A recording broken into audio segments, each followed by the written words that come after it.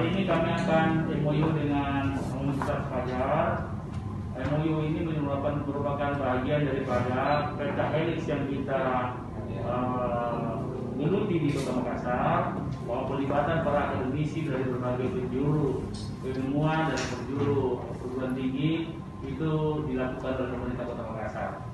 Nah, setelah kemarin UMI terus beberapa universitas yang lain, hari ini saya akan mendatangani bersama-sama Bapak Rektor Universitas Fajar. Jadi saya kira itu hal-hal yang perlu kami sampaikan. Sudah, mulai Pak? Ya.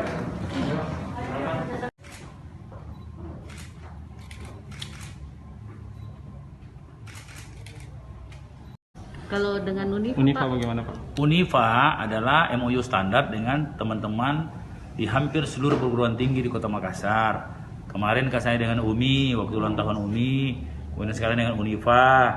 Nah, konteksnya adalah lebih luas. Apa saja yang menjadi keunggulan dari masing-masing kampus, silakan dikonektivitaskan dengan program-program pemerintah kota.